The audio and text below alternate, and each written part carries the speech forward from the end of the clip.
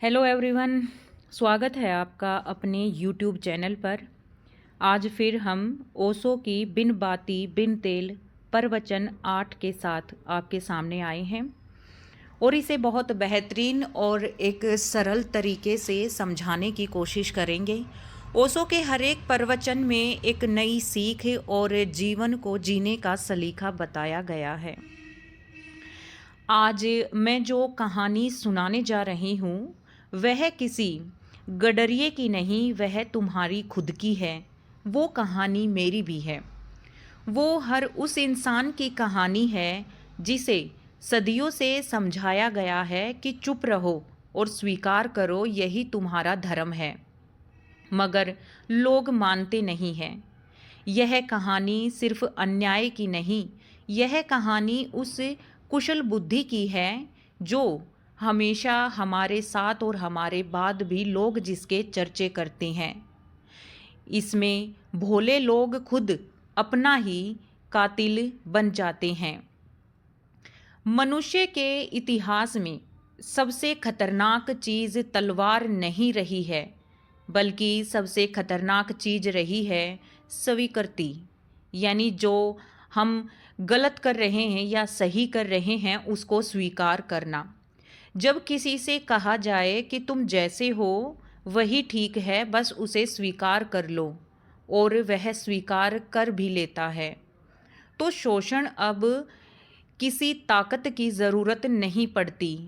मन की जो स्मृति है वही यही सिखाती है और यही कहती है, अगर तुम शूद्र हो क्योंकि तुमने पिछले जन्म में ज़रूर कोई बुरे कर्म किए होंगे, अगर तुम ब्राह्मण हो तो तुमने अच्छे कर्म किए होंगे। अब अगर शूद्र अपनी स्थिति से असंतुष्ट हुआ तो वह बुरा कर्म फिर से करेगा और नीचे गिरेगा। लोगों की नज़रों में अगर तुम एक शूद्र घर में पैदा हुए हैं तो तुम्हारे चाहे तुम कितने ही अच्छे कर्म क्यों ना कर लो, लेकिन लोगों की नज़रों में तुम शूद्र ही रहोगे। ये धर्म नहीं है, ये लोगों की वो मानसिक गुलामी है जो आज तक लोगों के साथ चली हुई है और जो सारी व्यवस्था को खराब कर रही है। हमने एक ऐसा समाज बनाया है जहाँ पर अन्याय न्याय कोई नहीं करने वाला, बस अत्याचार और धर्म के नाम पर ये अत्याचार होते आए हैं और आगे भी होते रहेंगे। अगर ब्राह्मण शूद्र की लड़की उठा ले तो वह लड़की बड़ी भाग्यशाली होती है कि उसने ब्राह्मण ने उसको चुना है, और अगर यही काम एक शूद्र ब्राह्मण की लड़की को अगर छू लेता है या उससे शादी कर लेता है तो उसका सबसे बड़ा अपराध है, और उसे अपराध के तौर पर हत्या से कम उसे कोई सज़ा भी नहीं देता। ये कैसा न्याय है? ये तो बस एक सत्ता की भाषा है, ये सिर्फ एक राजनीति है। ये किस ग्रंथ में लिखा है कि जो ब्राह्मण हैं वो बुद्धिमान होते हैं? ये कहाँ तक सच है? ये हम लोगों की अपनी ही स्वार्थ और हमारी ही जो हम अपना सोच लेते हैं, जो इस समाज में सोच लेते हैं कि शूद्र का कोई जीवन नहीं, लेकिन एक ब्राह्मण का बड़ा उच्च जीवन है। ब्राह्मण चाहे कितनी नीचता दिखा दे लेकिन वो ब्राह्मण ही रहेगा, और शूद्र कितनी ही अच्छाइयाँ क्यों ना कर ले वो शूद्र ही रहेगा। उन्होंने ये समझा लिया है, अगर शिक्षा आई और अगर पर्सन आए तो उसका विरोध कैसे करती हैं। इसीलिए शूद्रों को तो पढ़ने का भी अधिकार नहीं है, ना ही स्त्रियों को पढ़ने का अधिकार है। स्त्रियों को सिखाया गया है कि पति परमेश्वर होता है, ठीक, और वो उसे परमेश्वर से अलग कहीं नहीं जा सकती। लेकिन पत्नियों को तो किसी ने परमात्मा नहीं माना, ना ही पत्नियों को किसी ने परमेश्वर का दर्जा दिया। बस पत्नियां तो गुलामी के लिए पैदा हुई हैं। उनके भाग्य हैं, अगर किसी मर्द ने उनसे शादी की है तो वो सौभाग्यशाली हैं। सारा जीवन एक स्त्री उस पुरुष को समर्पण कर देती है, उसके परिवार को समर्पण कर देती है, मगर उसका कोई अस्तित्व नहीं होता। ये कैसा धर्म है और कैसा प्रेम है? अगर पति मर जाए तो स्त्री को उसके साथ जलना चाहिए, लेकिन अगर पत्नी मर जाए तो पुरुष का नया विवाह कर देना चाहिए, क्योंकि वो पुरुष है। कितनी हैरानी की बात है, हमारे समाज की कितनी छोटी सोच है। जो स्त्री अपने पति की मृत्यु के बाद या तो सन्यासी जैसा जीवन जीती है और या फिर वो उसके साथ जलकर मर जाती है, मगर उसे कभी सम्मानित नहीं किया जाता, उसे हमेशा अपमानित किया जाता है, उसे सारे शुभ कार्यों से दूर रखा जाता है, जैसे उसने बहुत बड़ा पाप कर दिया हो। अब यह हम सब स्वीकार कर रहे हैं और ये समाज में आज भी होता है। हमारे सामने ये शोषण चलता आ रहा है। उन्हें शिक्षा से दूर रखा जाता है। अब कहानी आती है एक गडरिये की, जो शायद इस कहानी के माध्यम से हम आपको जो बोल रहे हैं अब तक शायद आप उसे अच्छी तरह समझ जाएं। गडरिया बहुत सीधा था मगर संत नहीं था, भोला था मगर जागरूक नहीं था, और यही फर्क था उसके भोलेपन और होश में। एक बदमाश को गांव वालों ने पेड़ पर बांध रखा था।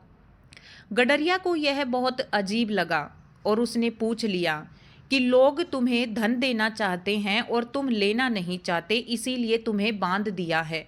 बदमाश मुस्कुराया और कहा कि मैं एक धार्मिक आदमी हूँ। बस यहीं गडरिया हार गया, क्योंकि हमने बचपन में सुन रखा था कि धार्मिक आदमी धन नहीं लेता।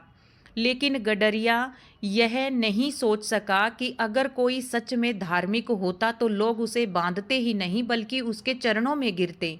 असल खेल तो यहाँ था, परलोभ का। बदमाश ने धन नहीं मांगा था, उसने त्याग दिखाया था, और त्याग सबसे बड़ा प्रलोभन है। गडरिया बोला कि अगर ऐसा है तो मुझे बांध दो, और तुम वह खुद खड़ा हो गया अपने विनाश के लिए। यह होता है हर युग में।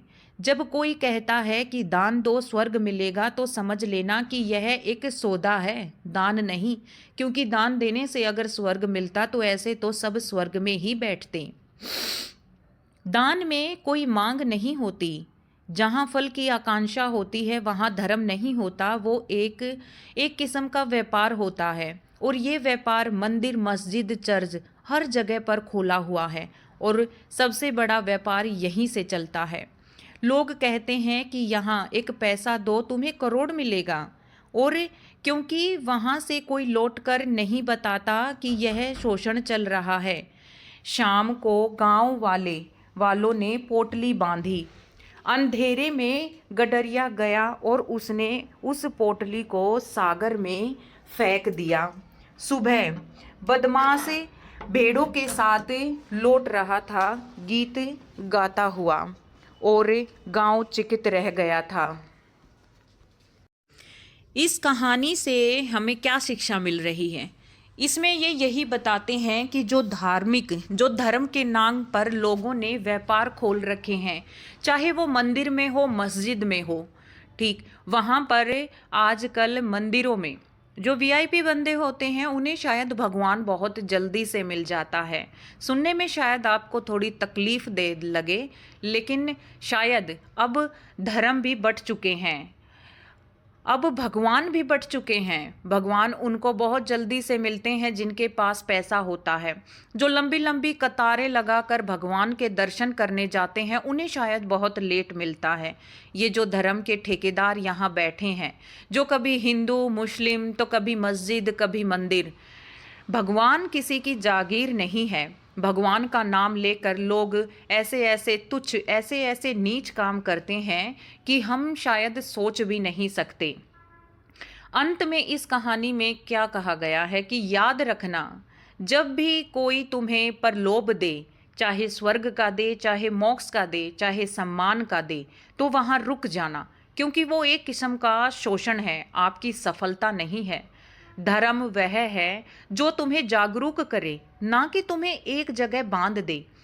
जो तुम्हें प्रश्न दे, न उसे स्वीकारो मत।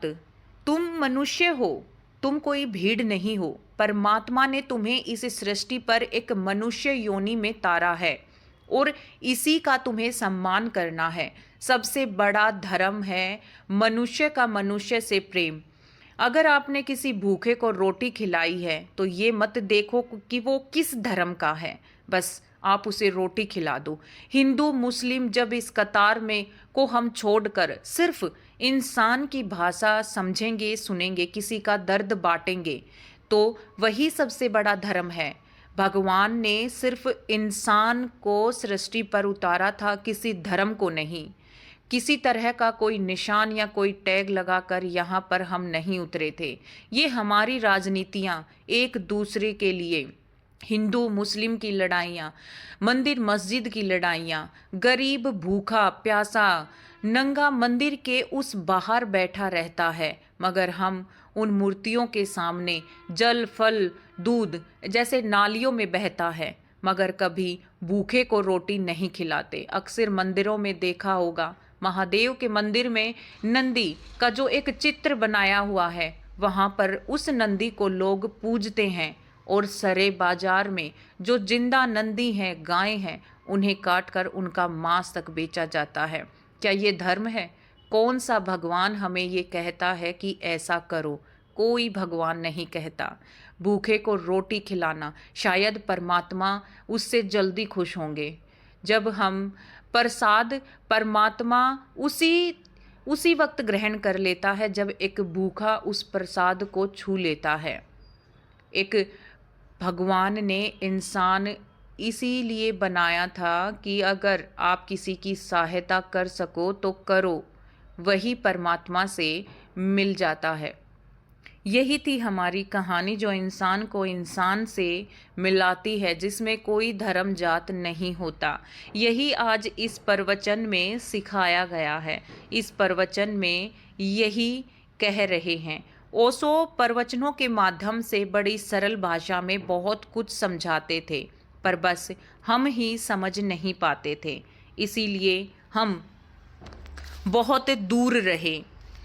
हमें पता ही नहीं चला कि हमारे साथ क्या हो रहा है, क्या नहीं। इंसान बनिए, बस इंसान बनकर ही रहिए, तभी सब कुछ होगा। बिन बाती बिन तेल प्रवचन 8 में यही कहा गया है कि बेईमानी संसार के मालकियत की कुंजी हो गई है। कैसे एक बदमाश को लोगों ने पेड़ पर बांध दिया, बिना उससे पूछे, बिना उसके गुनाह के उसे सजा दी। यही था हमारा आज का प्रवचन। आशा करते हैं इस सरल भाषा में आपको समझ आया होगा। अगर अच्छा लगा तो प्लीज़ लाइक कीजिएगा, चैनल को सब्सक्राइब कीजिएगा। कल फिर बिन बाती बिन तेल प्रवचनों के साथ हम आएंगे। धन्यवाद, बाय बाय।